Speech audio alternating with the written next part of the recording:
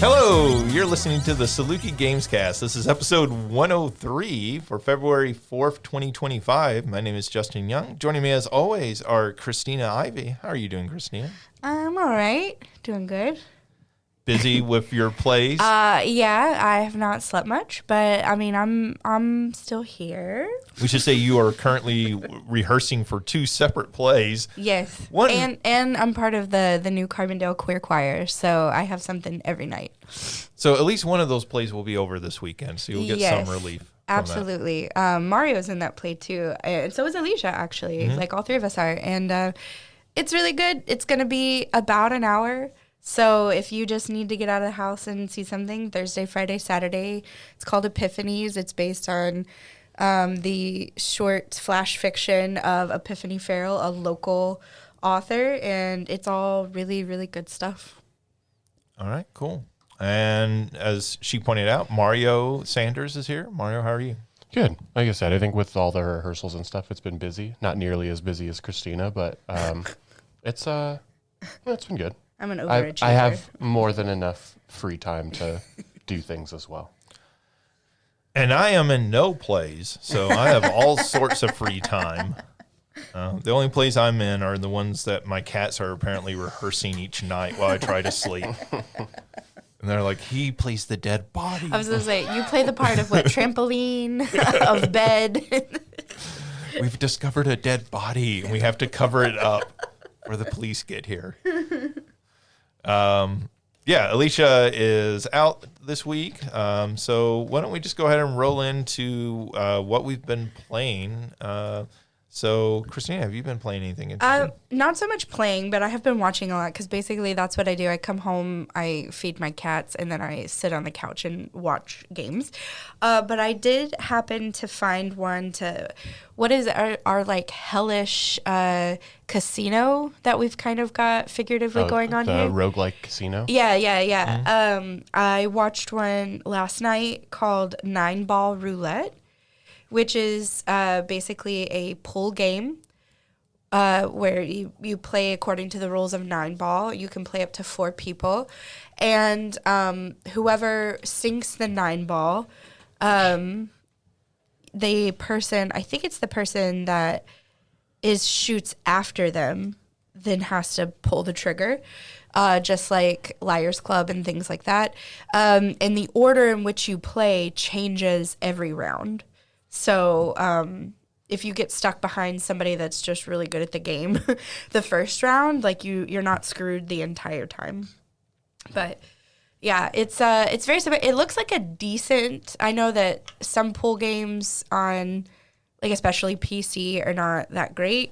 This one looks to be like a pretty decent one. The folks I was watching had some trouble with it for like the first couple of rounds, and then they started to get the hang of it. And so it looks like it's a pretty decent pool game too. So if you like those kinds of things, yeah. So not a traditional casino game, but but seedy pool hall sort of. Yes, it definitely. It still, like I said, kind of fits our vibe of, our hellish pool hall casino thing. I think a lot of seedy pool halls have like a illegal poker game going on in the back. Yeah. It's a bar, air quotes, and you have to tell the bartender you're there to order like a double old fashioned, and you get taken to a back room to play poker. There's the speakeasy in the back, right? Yeah. All right, cool. Is that it? Yeah, that's it. All right, Mario, have you been playing anything? A lot more Hearthstone, like I was last week. That's kind of just been a consistent thing. But the other thing that I've been playing over the past couple of weeks, I don't think I've mentioned it, is I had never played all the way through Final Fantasy VII, the original one. I'd played through the first, probably a couple hours. Never even made it out of Midgar, and so maybe like 15 or 16 hours in. So I'm a decent chunk into the game. Obviously, I've still got a pretty decent amount to go, but it's been great. I mean, it's a great game, obviously. I think a lot of the story stuff I kind of know, so I'm not surprised, but there are some things of like the details that I didn't, and so it's been fun to like get all of the like, oh, this is this reference and oh this thing and all that. So it's been great. How do those graphics hold up? Because those graphics are from a very particular time with the polygons over pre-rendered backgrounds, and even at the time, I know playing through that game when it originally released, there were points where it was difficult to know exactly what you could interact with in the background and not.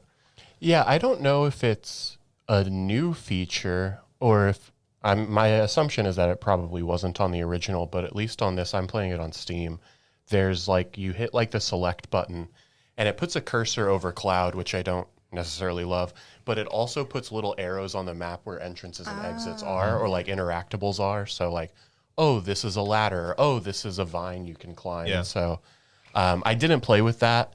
And then I think I hit it accidentally and I turned it off and I just turned it back on because it's like, this just makes life so much easier in terms of seeing exactly where things are. And so that has been fine. I don't know, the graphics, I'm not expecting anything fancy. I'm not expecting like when I get around to play Remake, I'll like really deeply appreciate those. But it's fun, getting to play some of those old things. They got their Popeye arms and all that sort of stuff. Right.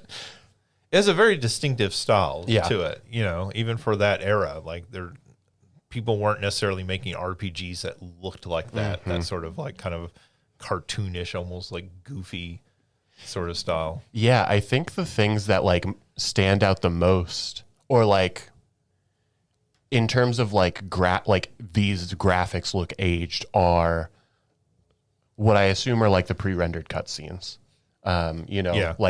There's the one like the sort of Escape from Midgar cutscene, like the models of the characters, like, oh, these look like they're like stop motion action figures or something like that. Like it definitely looks dated, but I mean, like I said, that's not something I'm really paying much attention to.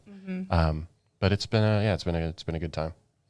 Yeah, that's the only thing I could think of that would, maybe not hold up super well going back to the game. Like that was a good game at the time.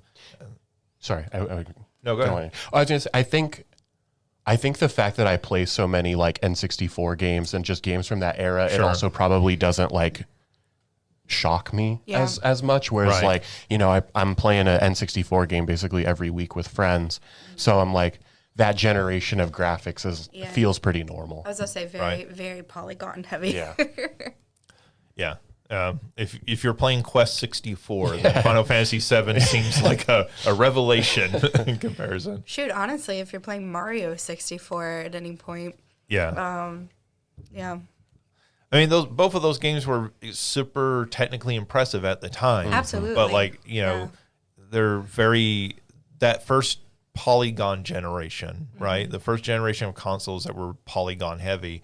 Going back and playing those sometimes is, I think, more jarring than, say, PlayStation 2, games and stuff.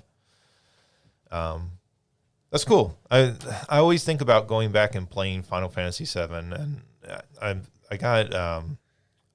got the new one that they just put out on PC. So Rebirth. Yeah. Nice.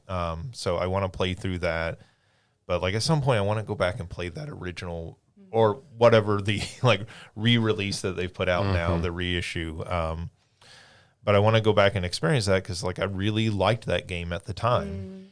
Yeah, I was like, kind of like, oh, should I play this with a guide to like just like try to experience or see all of the things to not miss anything? And I decided against it. So I'm sure there are going to be certain things that I missed. There's like some things that I did sort of like see or look up in terms of like, games at that time don't do a very good job in terms of giving you direction in terms of like where to go, or like, you just finished this sort of sequence of the story, and where the hell am I supposed to go now? Right. And so there's like aspects of that I'm just going to look. I don't want to, I feel like I've done enough of the wandering, and now I'm like, okay, if feel like I'm wandering, I'm just going to look up, okay, what is the next thing to do? Because in that sense, I feel like I've experienced enough. If I do a second playthrough at some time, I may do it more with like a step-by-step guide to experience all of the things, to build all the relationships and all that sort of stuff.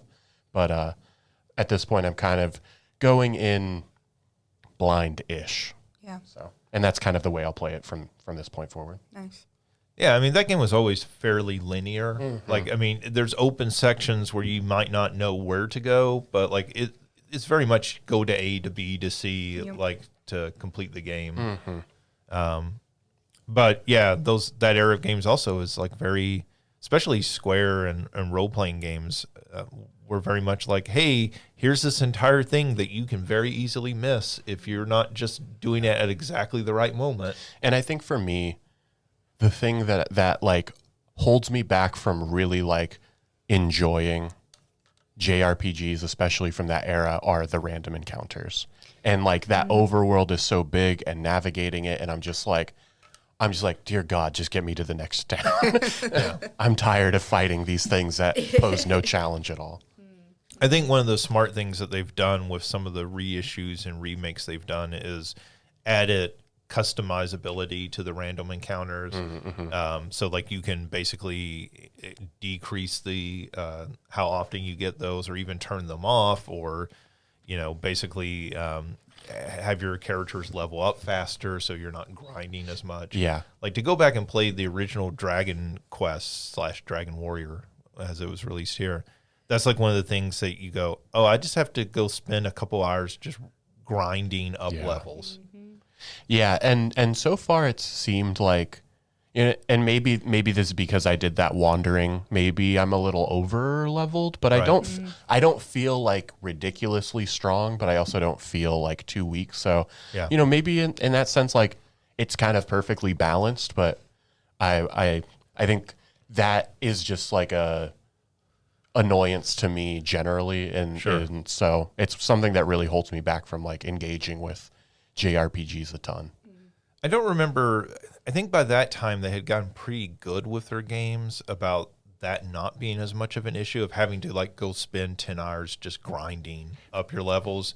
Yeah. I don't think that really becomes an issue until some of the optional bosses late in the game. And that makes sense. Like if you're doing like optional like super bosses, you need to have like done all your stuff. But for just going through the game, I feel like that sort of grinding is not what I want to do. Yeah. I think that's a lesson, right? Game design has learned. Of course. This actually isn't fun. All right, cool. I played a little more of Ninja Gaiden 2 Black. I still think that's quite a fun game.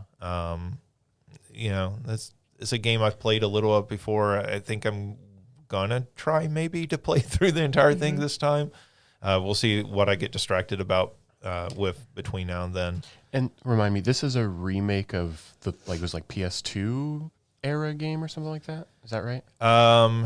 Yeah. So Ninja Gaiden 1 came out on Xbox, and then there was 2 and 3, and 2 I think was also an Xbox game originally. So yeah, it would have been PS2 era. And the Ninja Gaiden 3, I think maybe came out on Xbox 360, PlayStation 3.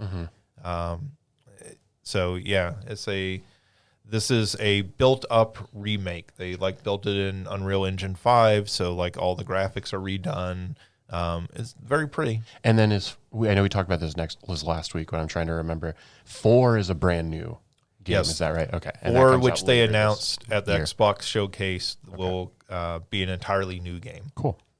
Not developed by the original team that did the first 3. Team Ninja did the first 3. This one, Platinum Games, is doing. Nice. So, anyways, so I haven't played really much other, but I will like throw in a movie review here because I don't have a game really to talk about, which is that I saw the movie Companion, which is a whole lot of fun, and I think is worth going to see. I think it's doing something that several films in recent years have tried to do, and I think it does it in a smarter fashion. This is with the. Do you watch Yellow Jackets or have you seen? Yeah. It's with the yeah, Natalie. okay. I think is the character she plays. Okay. She was also in the movie Heretic last fall with Hugh Laurie. Yeah, Hugh Grant. Grant. Other British Hugh. That one I really wanted to watch, and I just didn't get to theaters in time to see it. So is it on? It's probably on Amazon now. I need to rent it. Yeah, it's streaming or something by now. That's quite a good movie. Sophie Thatcher is the actress's name. She is really good in that. She's really good in Yellow Jackets. And then she's really good in this. So like I've become a big fan of hers in the last year or so. Is this horror-ish? I feel like I've seen, maybe that's, I don't feel like it looks like it. I would say it's more kind of a thriller than horror. There's certainly some horror elements in it, and there's a little bit of gore in it, but like not. If you go in expecting this to be a chop 'em up slasher film, that's not really what this film is. Is it more like psychological, edge of your seat sort of? Well, yeah. So I mean, it is. I don't know how much is given away in the trailer, so like I'm hesitant to say too much, but it is basically kind of a commentary on technology, but also a commentary on how we treat women as objects. Gotcha. And so that's what I think it's doing that a few films in the last year have tried to do. Yeah. Last couple of years, I think it does it more successfully because I just think it's a better made film overall. Oh yeah, and then it has, I forgot that it has Jack Quaid from The Boys. Yeah, cool. Jack Quaid playing the creepy character that he always plays. Minus in The Boys, he's like... Yeah, but he's a little creepy in The Boys. Like, I mean, as creepy as like a normal white guy. I'm just kidding. Thank you. I'm just kidding. Yes, but like I feel like the sort of like creepiness he has in The Boys, they like ratchet up in like Scream and in this film, and so like go in with that expectation of Jack Quaid. He does that very well. Yeah, he has that very punchable face. Yeah. That's what it is. And it's his name's Huey in The Boys, right? Yeah. Right. There are several times I just want to punch Huey. Yeah, fair. You will want to punch him a lot in this film. Perfect. And I feel like he must be self-aware of that because he keeps taking these roles. Yeah. If he's not, he's got a good agent. He's the son of famous people. Yeah, fair. So he's got to know he's punchable. Yeah, Nepo baby. All Nepo babies are a little punchable. Just a little. But yeah, anyways, this is a fun movie. And, it's completely worth going to see, I think. Cool. All right, so let's move on into the news. So some big stories breaking this week.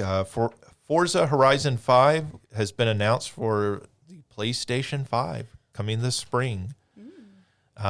This is not shocking news in that Xbox has already been down this path and they have very much been out there saying, hey, we are continuing down this. We are going to continue releasing our sort of first party big exclusives onto other systems. But I feel like this is crossing a line, right? Like this is one of the big exclusive franchises. Like when you think of Xbox, the Forza, just generally like the normal Forza, the Motorsport, and the Horizon franchises feel like one of those lines you don't cross. Yeah, this is to me one of if not the biggest franchises Xbox has, at least today. I know last week we talked a little bit about Halo, but that's fallen from sort of that peak position. Yeah, I mean, if you say Xbox today, what are the franchises you think of as being like Xbox exclusive? And it's like Gears of War, Forza. Halo would still be up there, but it's not sure. like it used to be like very clear head and above everybody else. And now it's, I think, probably equivalent with Forza and I had forgot about Gears. Definitely. Like, I mean, maybe even arguably behind Forza Sure. now in prestige. But yeah, I mean, like this would on the flip side, this would be Gran Turismo being put on the Xbox, right? That would feel equally significant, and so yeah, I mean, and the Horizon games do some cool stuff with the like open world, kind of casualness of them, and so that's cool. yeah, Horizon 5 made my top 10 list a couple years ago when it came out. Like, it's a really fantastic, fun game. Because I don't like the super simi racing games. So Motorsport, Gran Turismo have never been huge. I've never been a huge fan of them. I think they're really well made games. I get why people like them. But like Horizon's, the more arcadey style is more my style of racing game. And so, yeah, like this is great. If you're a PlayStation owner and you don't own an Xbox, like I think this is a game worth picking up. But I think it also says like, nothing is sacred at this point. Yeah, anything's on the table to get ported over. Yeah. So, that'll be interesting to see how that plays out over this next year. Which honestly fits well in with the next story. Yes. Yes, it does. So, you see them doing this and like, hey, we're putting money first versus like investing in our exclusivity, right? Why is that going on? Well, for a lot of reasons, but like part of that ties into our next story, right? For the ESA, the Entertainment Software Association, which is sort of the trade group, lobbying group for the video game industry, has released a statement commenting on Trump's tariffs, which I am going to call them Trump's tariffs because he seems to be the only person who wants these. But anyways, their statement, quote, tariffs on video game devices and related products would negatively impact hundreds of millions of Americans and would harm the industry's significant contributions to the U.S. economy. And then later in the same statement, they said, basically, please avoid causing significant harm to everyday Americans, which we have talked about. I guess the newest thing is a 10% tariff on China. I don't think he's walked that one back yet. He did walk back the ones on Mexico and Canada.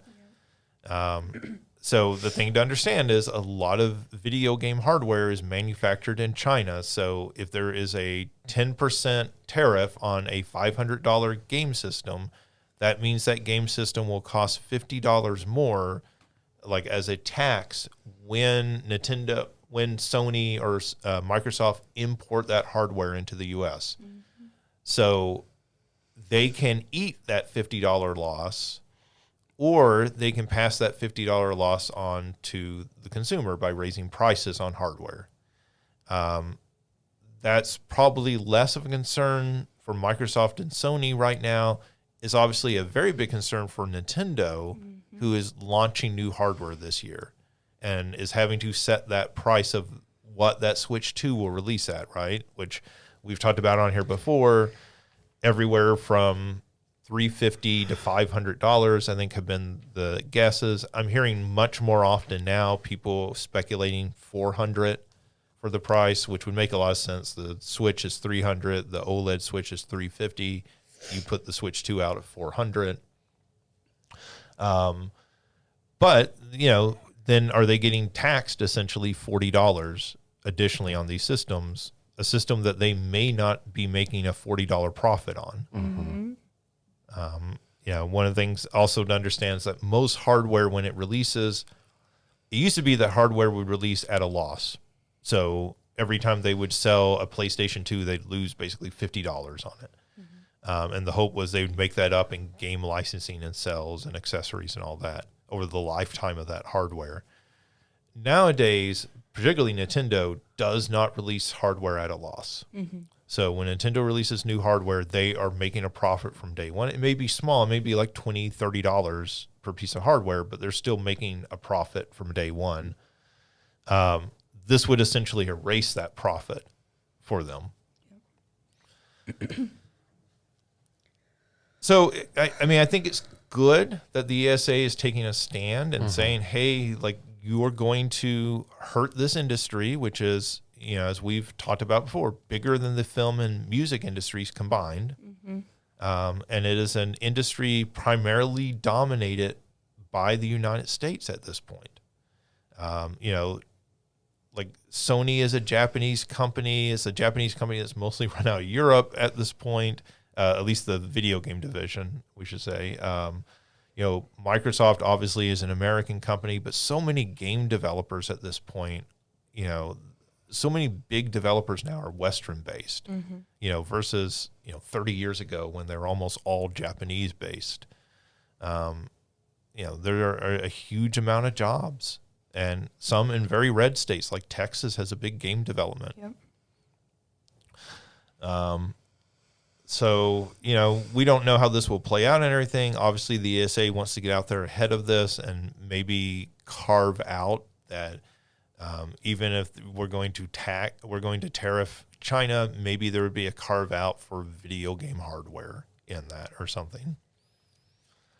I kind of wonder, like one of the big areas that's exploded in the last few years have been these Chinese handhelds that basically run emulators, so you can put ROMs on them and everything. I gave my sister one for Christmas. She was very happy with it. And they're really good. I mean, like they're as good as, like the one I gave her was basically a copy of a Game Boy Advance SP, like the little foldable one where the screen folded down. And it's like fantastic, and it's cheap. And you go, well, does that just kill the market for those in the U.S. with a tariff? Yeah. I mean, 10% isn't huge, but it's enough that you cut into those like low margins. At some point you're getting up there plus $100, and those things don't seem as, as impulse purchase anymore. Yeah.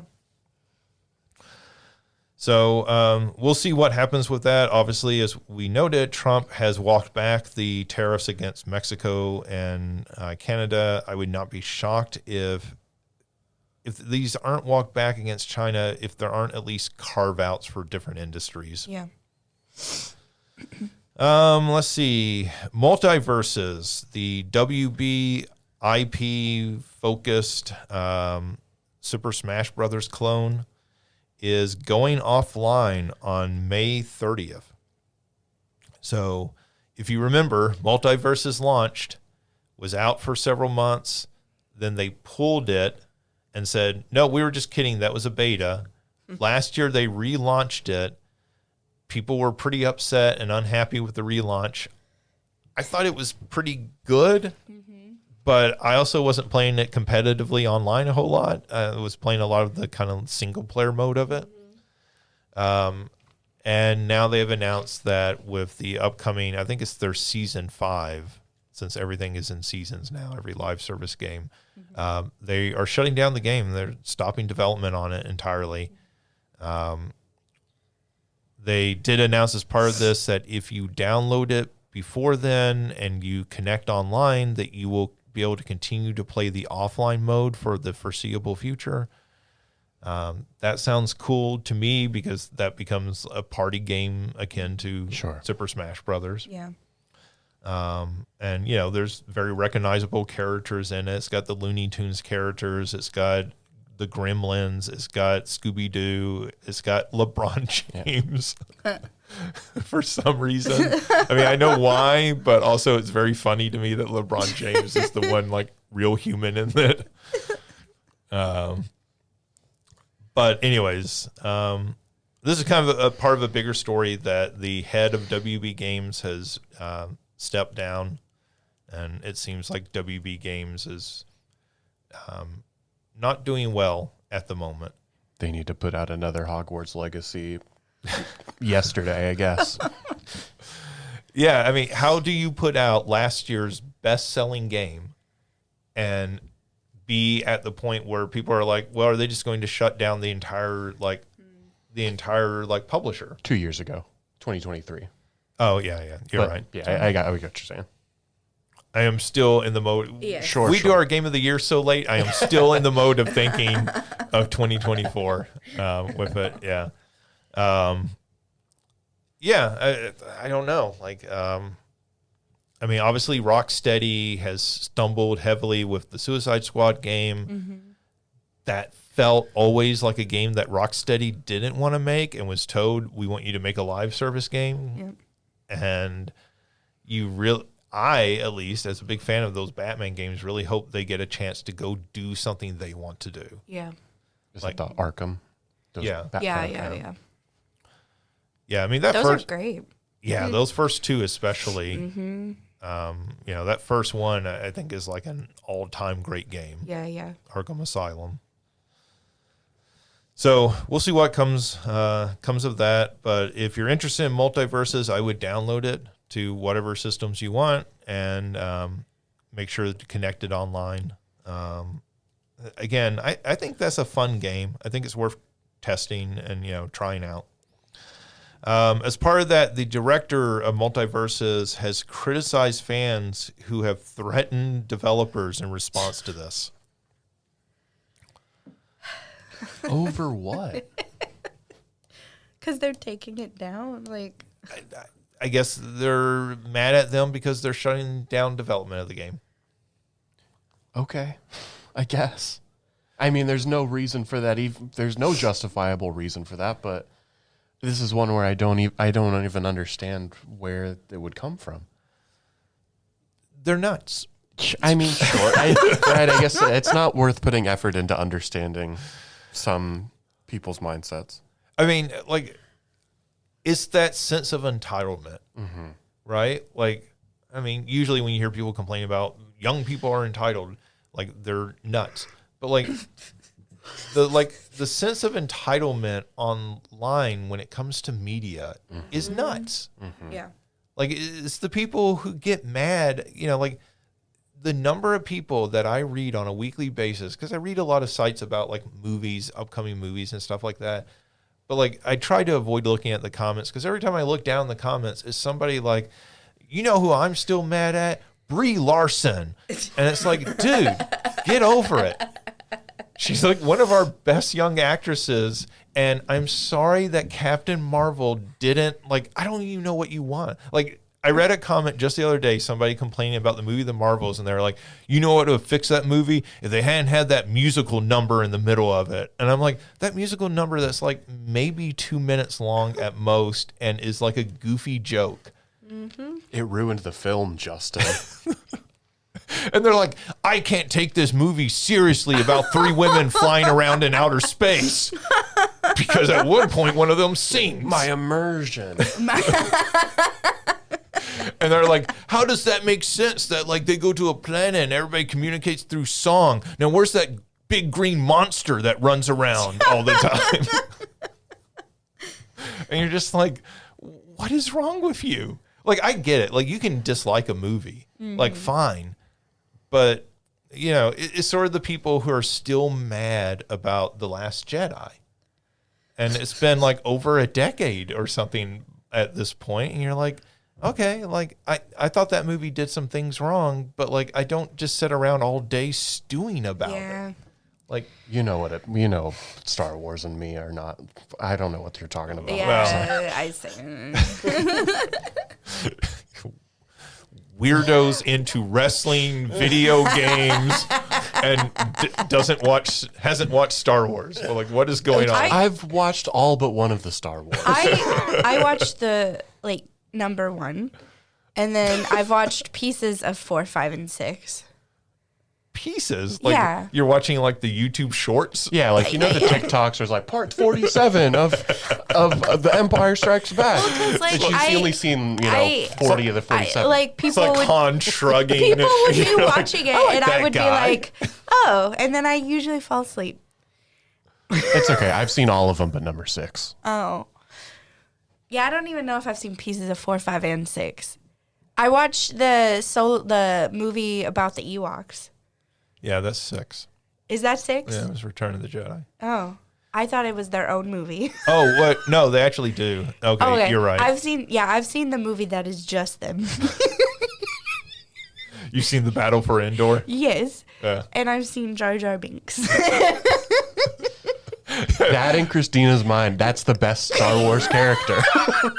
There are Star Wars fans right now whose heads are exploding at you saying this. You've watched the things they hate the most about Star Wars, and that is your entire understanding of Star Wars. Well, the things that they would tell you ruined Star Wars are the things you've seen. Well, that and I saw a burlesque number where the where the performer just wore Jar Jar Binks' head.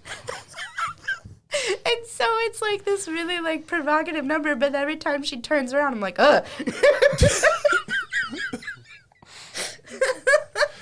Man, there were some weird fetishes developed that night.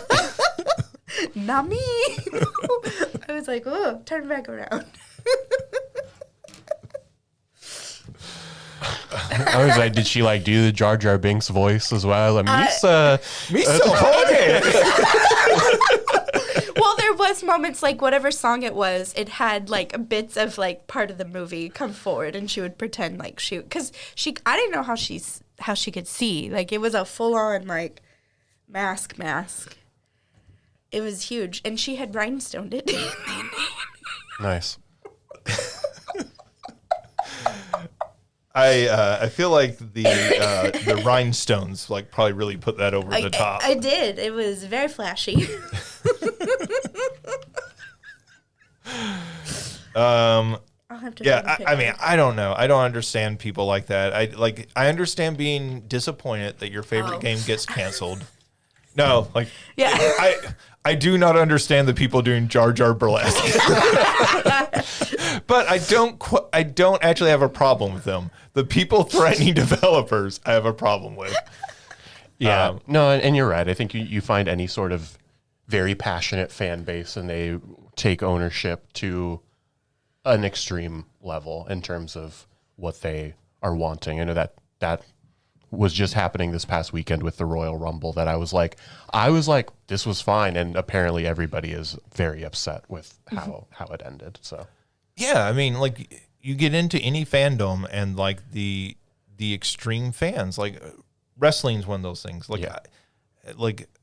I'm a casual wrestling fan. I'll turn on something like the Royal Rumble and watch it and like be very entertained most of the time, right? Like, even if I don't always know all the backstory, like the performance of it can be very entertaining.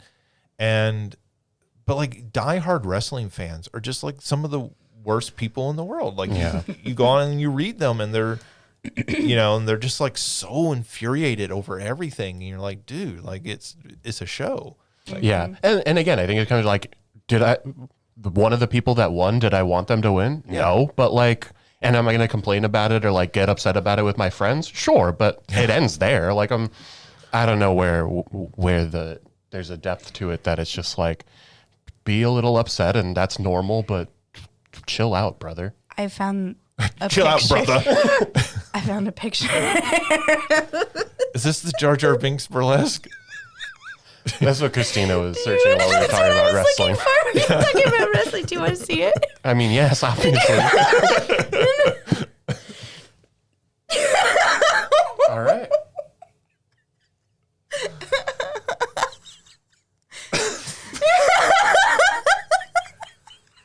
Like I'm actually like kind of okay. Like I was kind of intrigued by like where the mask was meeting like the neck and everything. If you like, there's like one more picture. So if you scroll one side or the other, that's like. Oh, okay. Now they're that's like, what she looked like before. They're like in like leather leather glitter pants. Yeah. For the people listening to this, I feel like they need this explained. Oh, all right, there you go. And the caption is literally Mesa sexy. You're welcome. Good talk. Anyways, video games, am I right? Fans. Poor people listening to this podcast. I'm sorry. I mean, there's part of me that would love to use that as the like image for this week's episode, but I feel like I'm going to get a phone call from somebody. Alicia missed out. Yeah. You can put that in the group chat. No explanation. Just post it. Yeah, I'm doing it.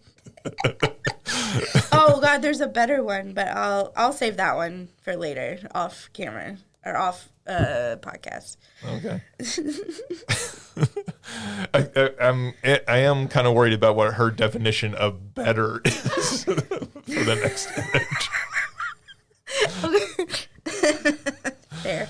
All right, so let's move on. Nintendo released their quarterly report. As part of this, they announced that the Switch had passed 150 million units in lifetime sales. That puts it only behind the DS for Nintendo hardware, which is set currently at 154 million. The Switch will certainly pass that this year, even with a Switch 2 coming out. People still buy old hardware. It'll get past that number.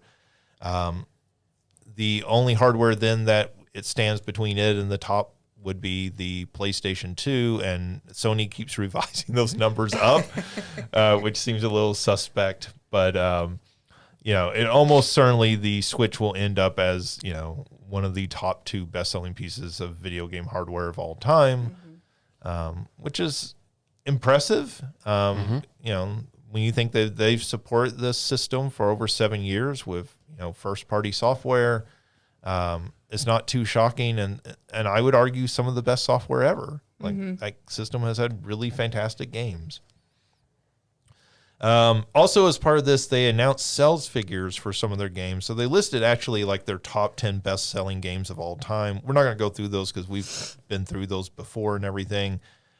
The number one, though, is Mario Kart 8 Deluxe, and we'll just update that one. It is at 67.35 million copies. That's nuts. Yeah.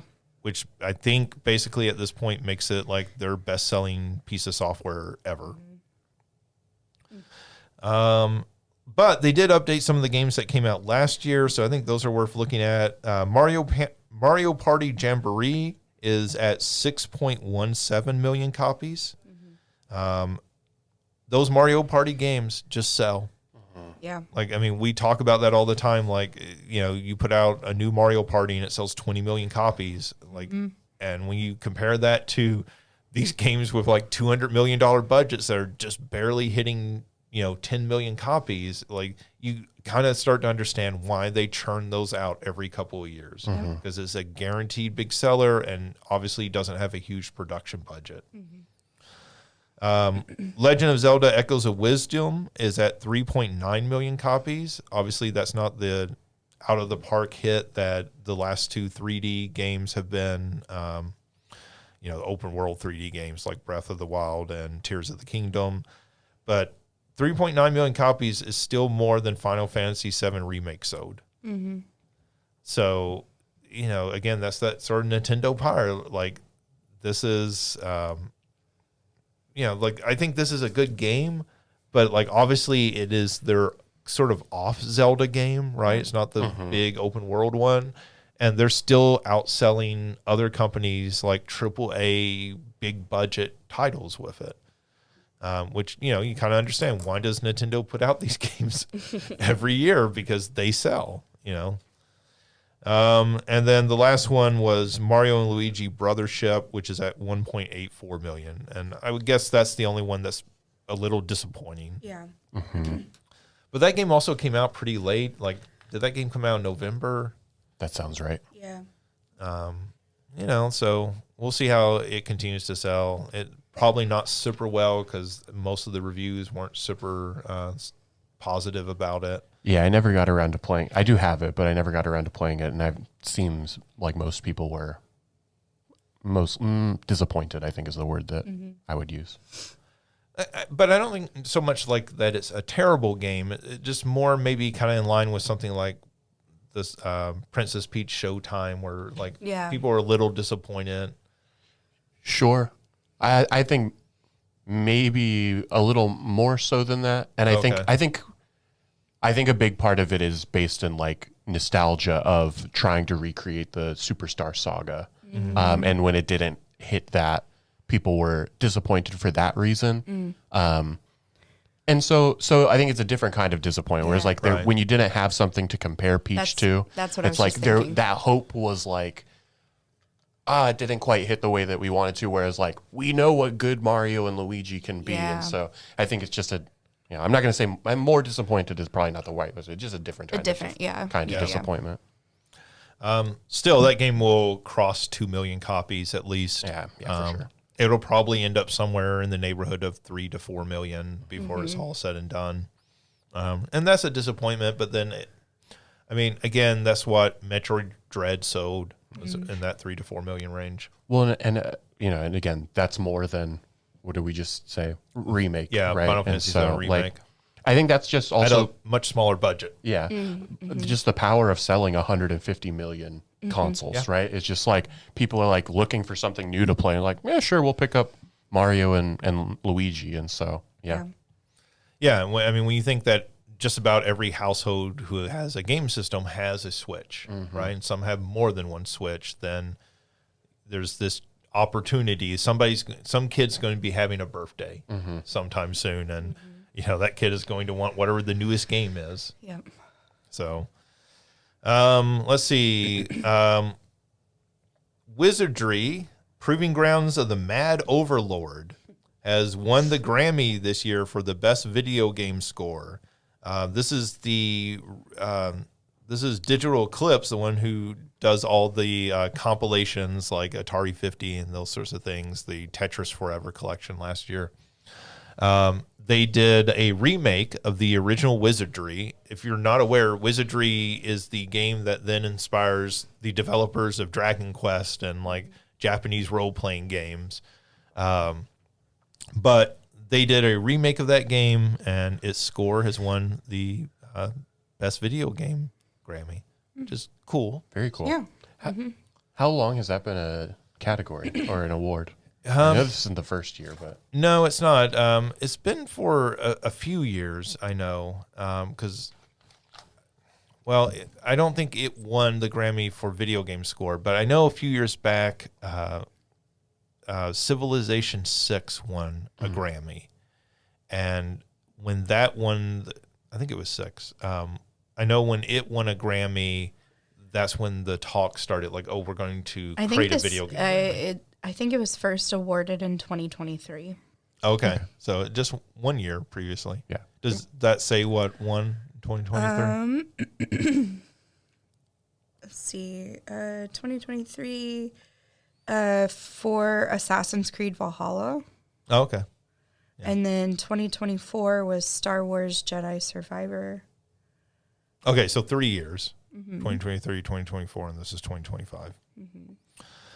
So yeah, that's cool. Yeah. It's cool to see them getting recognition at such a big event. Absolutely. Let's see.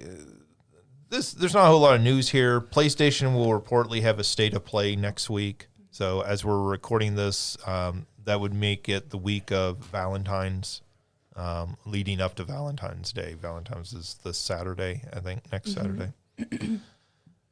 So there will be a state of play. That's when Sony tends to show off some of their games. I think probably that, like they don't have a lot of first-party games announced at this point. Yeah. So, like, we don't know a lot of what's coming out for the PlayStation over the next year. So you would hope there would be a few surprises there to kind of, like, tell us what to expect over the next year. I mean, I would assume that they have to kind of come out swinging after Nintendo announces the Switch 2, at least with a couple of, like, games. But, yeah, I mean, if I know that you, like, the question that was posed when we were talking about, like, when the Switch 2 was announced, like, what sorts of things would you want to see? Like, if you were to ask the same question about this, I don't know. I was going to say, would something with, like, the craziest news be them putting, like, Astro Bot on the Switch or the Switch 2? I mean, does it run on something like that? Do you think it's a powerful enough system? I mean, it would be a stripped down version of it, right? Like, I don't know. Like, I mean, I think we get Astrobot on PC Yeah. at some point. I don't know about Switch just because of, like, all of the references to PlayStation Yeah. on it. It would make sense on PC, but I don't know. I mean, I could see Sony taking this opportunity to take some of their older, say, PlayStation 4 games and port those to the Switch. Yeah. Right? So, like, if you told me Sony was going to announce the Uncharted collection for PC, and then they were also going to put that onto Switch, then I think that makes a whole lot of sense, because you put that on there in order to sell the next Uncharted that comes as a PlayStation 5 exclusive, right? Sure. Get kids hyped for it. Yeah. And also, you're not making a lot of money. That's not hurting you in any way, right? That's not like putting a PlayStation 5 exclusive onto other hardware. Yeah. So, I mean, like, I think that actually makes a whole lot of sense to do it that way. Yeah. So, I'm trying to think of what just I mean that Another- just sort of came to mind in terms of like you're talking about things, companies being more willing to put things on different consoles. Uncharted and so, really is like, that's a really good guess. I have the Uncharted PS4. It's like a blue, or it's like a slate blue color. is that part 4? Yeah. That's a really good game. Yeah, it's really good. I mean, Insomniac is working on that Wolverine game. Yeah. how long has that been for? Well, I mean, it leaked, right? So, like, that was sure. part of the reason why I think it feels like it's been longer than it would have if they didn't announce it. So, we don't know if that game is coming out this year. Like, part of that leak was that it would come out this year. And who knows how development has gone on it. Sure. Yeah. I imagine we'll see stuff about the new Ghost of Yosei. Is that what it's called? Yeah. Yeah. Just another, even if it's just an update or a date. I don't know if they ever gave a date for that. Yeah. They might have some gameplay, or some more gameplay, I guess I should say. Yeah, that seems like a game that we would definitely see as part of this. Yeah, and I mean, I keep hoping, and apparently Sony has been talking about like dipping into some of their old franchises, reviving those old franchises as smaller games. I know we've talked about Sly Cooper in the past as like being one of those potentially that you go and do. Alicia would pop off. Alicia would go out and buy a PlayStation 5 that afternoon. I wonder it might be really early on. I wonder if with the success of Astrobot, you see maybe some of the return of like, I don't know, when's the last time like an Ape Escape game came out? If, they would just like, this game did really well. And that's one of like the big things that we did with it. And so if they would do something like that, That would be great. I don't even know who know. owns Ape Escape or what developer that is, but I mean, Sony owns it. They were the publisher. Okay. But yeah, I mean, well, it's those sorts of smaller games, right? Like, do those sorts of smaller games make sense? And Astrobot is one of those smaller games. Like, not that game is an indie game by any stretch, but like it certainly isn't a $200-300 million game like Spider-Man. And so, they kind of need. Sony used to make those sorts of games. They used to make Spyro and Crash Bandicoot and stuff like this, and they need more games like that. yeah. And maybe with its success, it would encourage them to, what if we revisited this or another Little Big Planet or Sackboy or something in those vein. Honestly, any of those that we've just had, like Spyro, Crash Bandicoot, I would be stoked for. Or those that you were talking about, Mario. Something like that. I mean, Activision owns Crash, right? Yeah, Oh, they so- own yeah. Crash and Spyro. Yeah. So it wouldn't be those, Yeah. but something in that vein I think would be cool. Yeah. I mean, they own that. They own a lot of stuff similar to that, Yes, right? yes. Like, I mean, they could make another Jumping Flash. And I know nobody remembers Jumping Flash, but I remember Jumping Flash. I guess you probably wouldn't see a new Sly Cooper because Sucker Punch is making the new Ghost game, but Yeah, They might. I don't know if they're big enough to have multiple teams working on different things.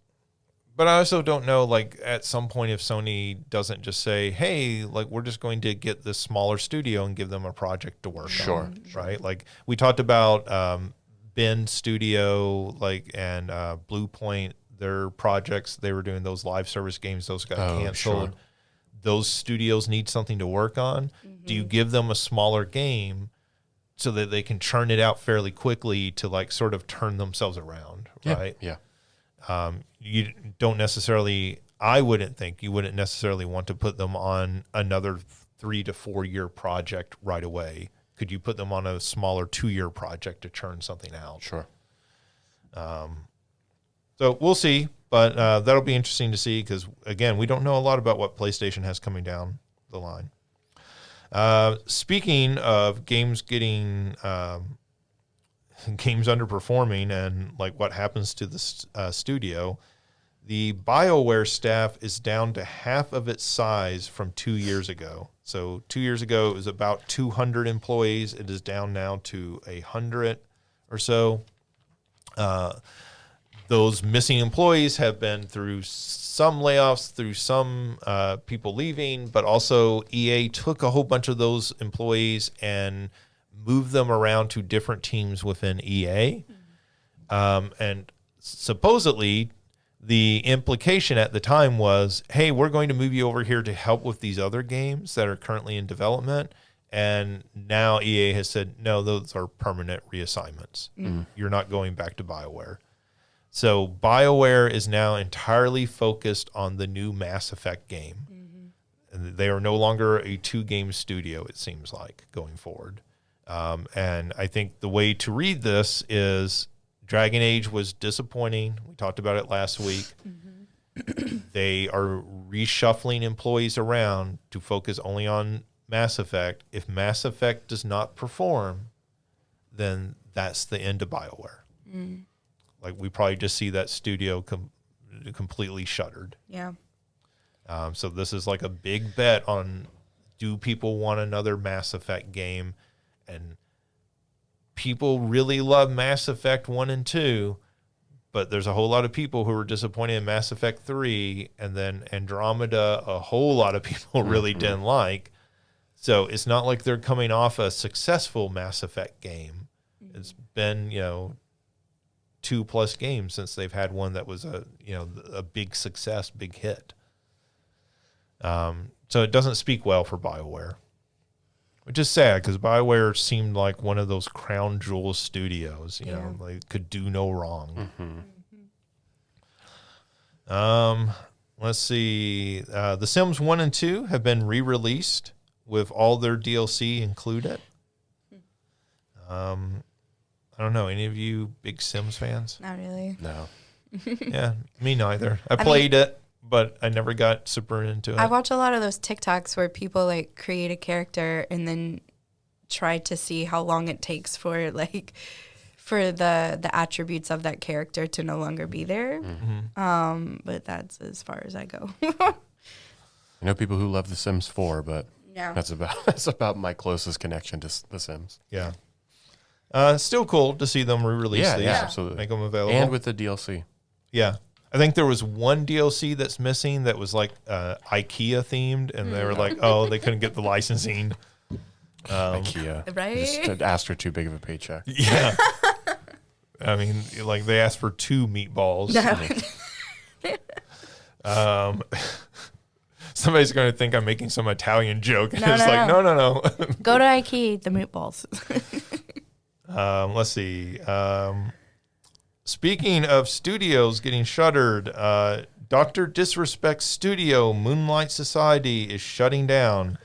If you remember, Dr. Disrespect was already, ties were cut by the studio with Dr. Disrespect after all the allegations against him came out for soliciting underage gamers. So they had already cut ties with him. Now the studio is completely shutting down. The first-person shooter game that they were working on is officially canceled. So this is the end of that whole story, I guess. I mean, at least the stuff that actually matters to me, I guess I don't really care what happens to Dr. Disrespect from here. Same. I didn't even know you had a studio. I didn't know they were making a game. Yeah. We've talked about it on this podcast before, but maybe not with you. I can't remember. Maybe, yeah. These stories drag out so long. Sure. It's hard to remember. Yeah. Let's see. So Alicia is not here, and I included this story specifically for her. Sonic 3 has now passed Detective Pikachu to become the second highest grossing video game movie ever. Is the first Borderlands? Yes. Yes. Oh, Borderlands. Incredibly, even though we were the only 3 people to see it, only 2 people saw Sonic, and so that's why it's second. Gotcha. It was me and Alicia. No, so the number one film is the Super Mario Brothers animated film. Oh. Yeah, okay. I read this and I saw second highest. I was like, what's number 1? And then it came like that. I was like, oh, obviously. See, I didn't even think about. I thought Mortal Kombat. Oh, yeah. I really like that movie. Are you talking about the 90s one? Yeah. It is good. Yeah, I like. I mean, for a long time, what was so bizarre was when somebody would ask, what's the best video game movie? Like, the only answer was Mortal Kombat. Like, the others were so bad in comparison. Yeah, because even Resident Evil, I didn't really like that. My sister liked it, but I wasn't a fan. But yeah. I'm not a huge fan of those Resident Evil films either. I think the original Mario movie deserves a revisiting. You know? It's, again, well, we talked about this before I guess we started recording. It's that 80s camp that just is so good. When did that film come out in the early 90s? I feel like this like 90, 91. Maybe. Hold on. I would guess late 80s, early 90s, but I don't know for sure. I feel like it's one of those films that feels like late 80s, but might actually be very early 90s. Maybe. I don't know. Dennis Hopper. 93. Shit. 93. Oh, that's later than I thought. Yeah. I was born in the late 80s, so You don't have to tell us. I get that time period mixed up because I was a child. I get it confused because like one of the great misnomers, right, is that the 80s got to 1990 and they stopped. Yeah. And then it's like, no, they carried on into the early 90s. Yep. Like a lot of that aesthetic that people associate with the 80s and stuff, like is very much in those first couple of years. I feel like grunge music killed the 80s. Yes, yes. When grunge music came around, it's like, oh, the 80s are officially dead. Yeah, and that was, 94 was when that was? 93, maybe? Yeah, probably about that like early, mid, 93 to 94-ish. Yeah. Yeah, so I mean, like this is kind of funny. Like each Sonic movie has progressively been more financially successful. Like this is when they came out very quickly and announced a date for Sonic 4 because of course they're going to make more of these. Like you're going to keep making these until they stop making more money. Yeah, until they turn on to the Sonic games where, you had 3 really good ones and then it was like, okay, well, maybe we stop now. Look, it's less fun when Alicia's not here. But yes, you're right. Dude, she really is missing so much in this episode. I mean, like you sent her the Jar Jar pictures, I did. so she is not. I'm waiting. I'm waiting for OJ's reaction. All right. You're welcome. Let's see. Final thing here, video game and Hollywood related is Beyond Two Souls is getting a TV adaptation by Elliot Page's production company. So if you remember, Elliot Page starred in Beyond Two Souls. This is why The Last of Us had to change the character of Ellie because the character of Ellie originally looked too much like Page. Like when people came out, they were like, hey, is that Elliot Page like playing that character? And they were like, oh, no, okay, we'll change her so she looks different. Yeah. I'm excited. Beyond Two Souls is one of my favorites. And I think it's one of, like, I don't want to say underrated because it's, like, not underrated at all. But when people think about those, like, kind of narrativized games. Like I feel like this one doesn't come up as much as some of the others, and I really, really enjoyed it. It felt like a game that came out and it didn't have quite the hype of like a Heavy Rain or like some of those games that were coming out in that same style. But it is Elliot Page, and then it's the Green Goblin. Willem Dafoe. Yeah. William Dafoe. So I mean, like that's a pretty good cast. I want to say that one of the people from like the one with the dragons. Oh my God. Game of Thrones. Game of Thrones. Isn't like the bad guy from that in it? Maybe. I don't remember. I don't know who is the bad. I mean, there's several bad guys. Fair. There's many. There's Charles Dance. I don't know. Baelish. Oh. I don't know what the actor's name is, but I can picture him. Yeah.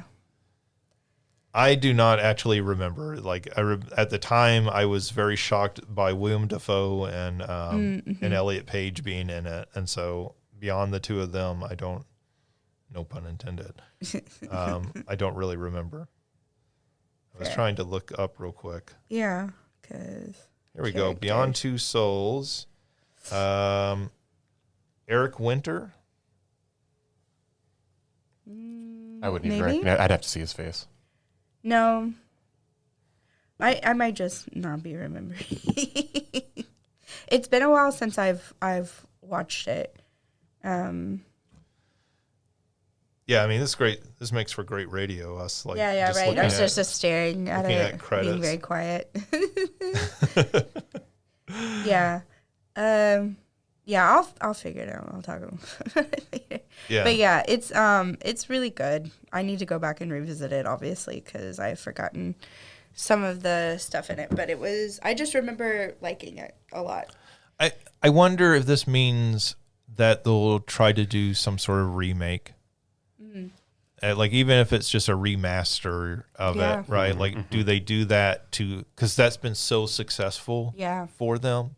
I know that was super successful with The Last of Us. That a lot of people wanted to go out and buy the game. Obviously, they did that with Until Dawn. And so I don't think Beyond Two Souls is available on PC. Maybe it is. Yeah. I feel like most of the David Cage games are at this point in time. But it would make sense to put a remaster out to coincide with this. Yeah, I think the last thing that I forget what the name of that studio is, but I feel like the last thing that was announced was they were doing a Star Wars game, and that's got to be 3 or 4 years ago that was announced. Quantic Dreams. Yeah, that's exactly what it is. Yeah, I mean, like David Cage catches a lot of shit, and a lot of it deservedly, I think. But like also, like he was making a style of game that nobody else was making. Yeah. Like, and they were interesting. Like for, Heavy Rain is easy to make fun of, but Heavy Rain was also like a very unique experience. I love that game. Yeah. I mean, it is like, there's some goofiness you can kind of pick at in that game and everything, but like it's a unique experience. And the same with Beyond Two Souls and Detroit and, some of the other stuff they've worked on. Yeah. And I still remember that teaser video. I guess it was for the PlayStation 4 that they put out to promote Detroit, and it's the woman in the kitchen, and like the camera is just like kind of zooming around her and everything, and you're like, that looks like live action footage. Yep. And it would be interesting to go back and look at that now because we probably see things very similar to that on a regular basis now. Anyways, that does it for the news. So that just brings us to our big question, and we've got another doozy from Derek in Kentucky. And actually, Derek sent us like a 2-part question. I cut that question in half because I thought it was too big for us to try to answer like in one episode. So maybe we'll answer the other part later. But anyways, his question for this week is, if you were in charge of developing a game called America, about America, I like that he's very clear. Yeah. Like this is not just a clever title. It's not a video game about America Ferrara or something. What kind of game would it be? What would levels or bosses be like if it was that style of a game? So, if you were making a game called America, what sort of game would it be? So, Mario, I think you said you had an answer. Yeah, I mean it's cheating, but No. I accurate. was joking earlier. I was like, I think you just re-release Metal Gear Rising: Revengeance. Which is already just like a fantastic title. Yeah, like primary antagonist Senator Armstrong is very Trump-esque.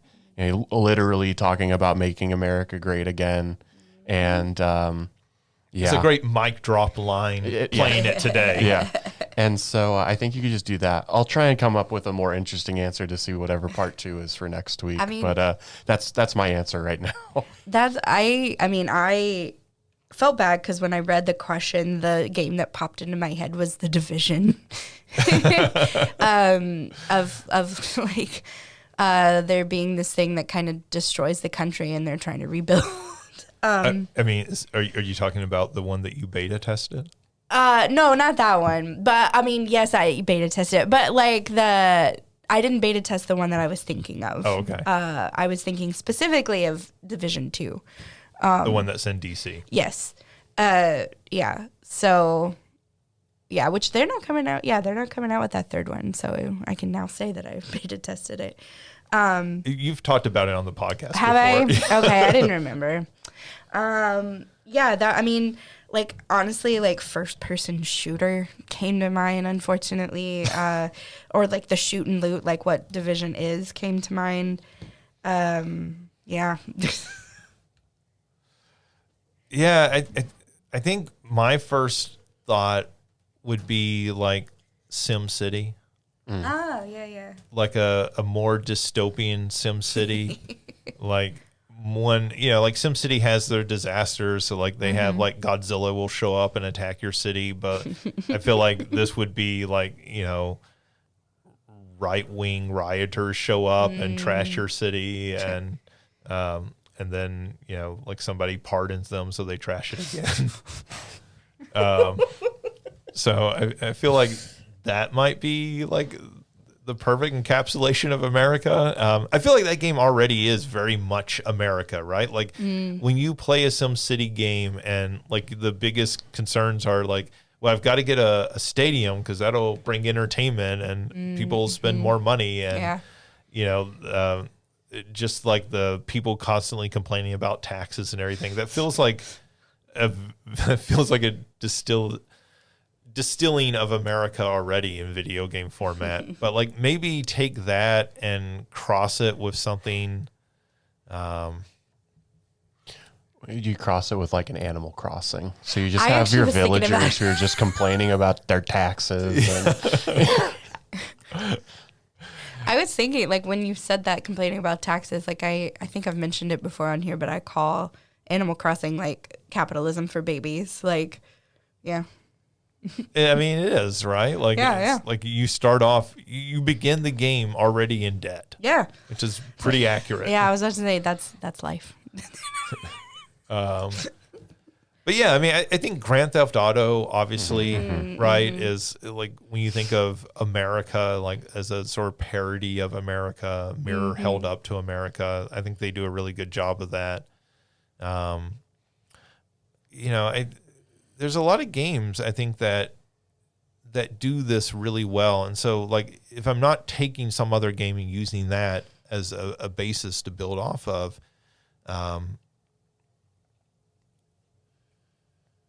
I don't know what sort of game like I would build.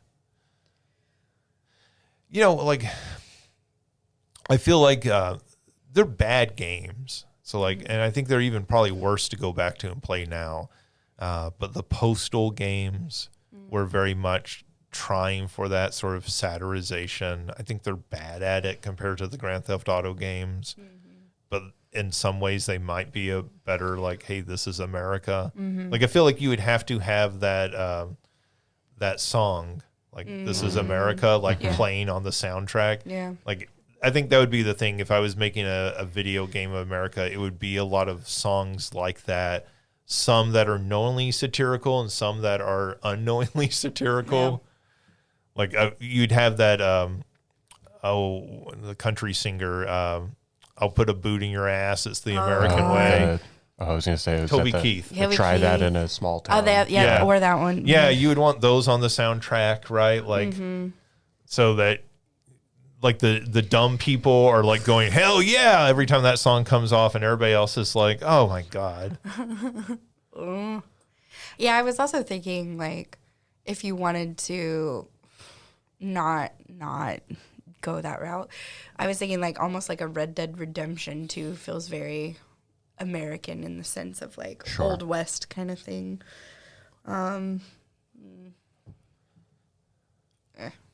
Yeah, this is a depressing question, actually. I'm in sure a you lot of didn't ways. mean it to be.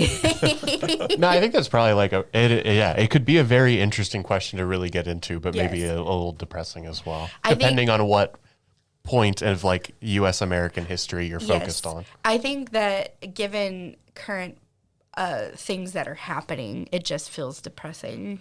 Right, and for some people, they're like, no, this would be the greatest game of all time, right? So, Yeah, I just think right now it's hard to, like, it's hard not to take the satirical approach, right? yeah. Like, because it's hard not to sort of roll your eyes at what America, what America represents, right? Like, and I imagine, like, if you're Canadian right now, I imagine, like, you know, there was video of Canadians like booing the U.S. national anthem Yep. at like basketball and hockey games, and so probably something like Grand Theft Auto like very much feels like a good fit right now. And you know, look at the dumb Americans and their like dumb like world that they live in. So yeah, I think those are our answers. Not very happy, exciting answers. Sorry, Derek. We'll look forward to part 2 next week.